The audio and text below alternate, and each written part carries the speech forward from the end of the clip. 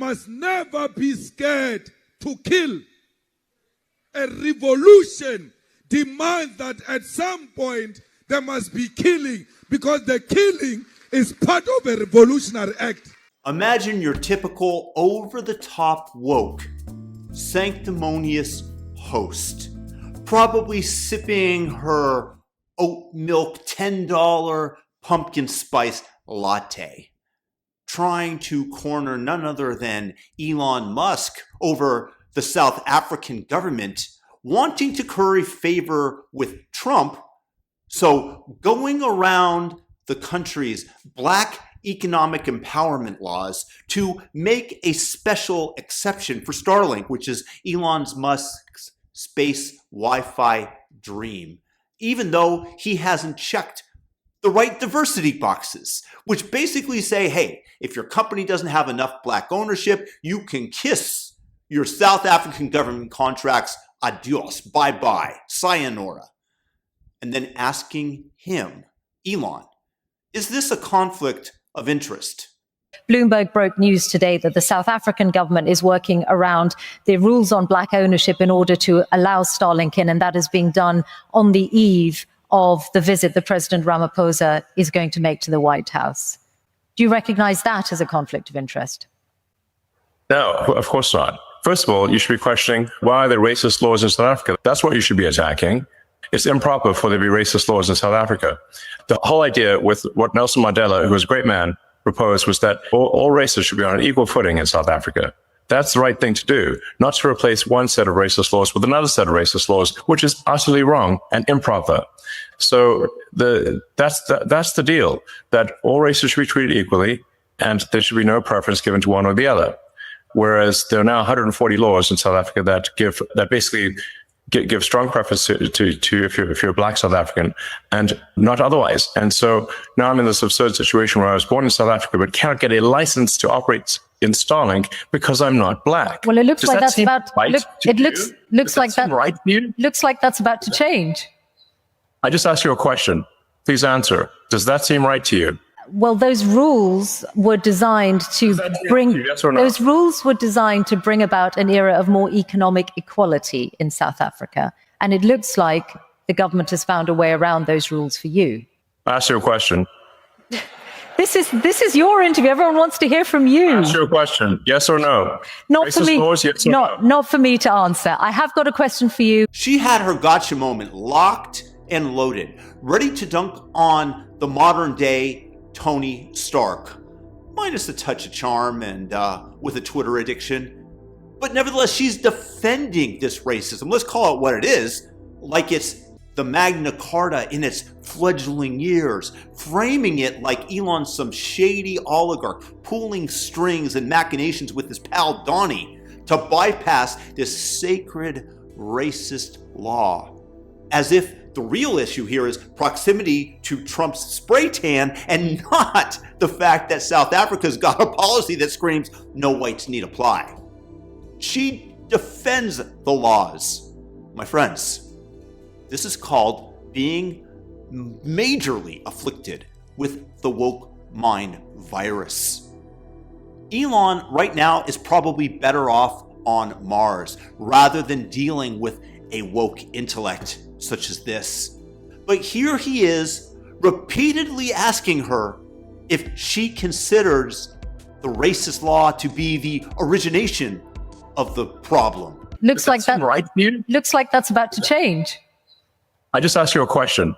Please answer. Does that seem right to you? She's freezing like a deer in the headlights in the permafrost of Antarctica. Her brain is short-circuiting because she didn't expect to be called out on the actual racism baked into the law, which she undoubtedly would support in her country. Which is why we should all be thankful Kamala didn't win, because that's what they'd be implementing here.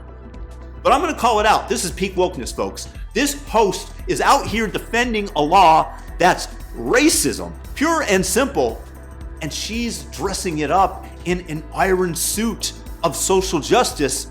Well, those rules were designed to bring yes or no? Those rules were designed to bring about an era of more economic equality in South Africa. which, by the way, is easily pierced to the observer, meaning you, by logic. She's clutching her pearls over a conflict of interest, a gotcha moment attempt, as though Elon was, I don't know, covering up a president's health problems and his mental acuity in order to retain power and use him as a skin suit that you put out front while you're wielding the actual decision-making from behind. But she won't touch the fact that the South African law she's defending literally discriminates based on skin color. The irony is juicy. It's like watching a vegan in leather shoes lecture you about animal rights. She's so deep in the woke Kool-Aid, she can't see the forest through the hashtags. Hashtag systemic racism, my ass. How about systemic hypocrisy? Because again, this is the modus operandi on the left. And let's talk about this conflict of interest nonsense. Elon, he's supposed to sit there and accept that his company can't operate because he doesn't have the right racial quota?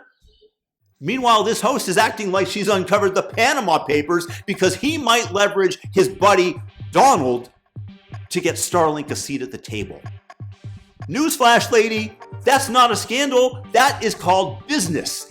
Plus, it's striking out against literal systemic racism, which, if you were not blinded by racial animus towards whites, that is required by the woke cult, you would wholeheartedly support the attack of.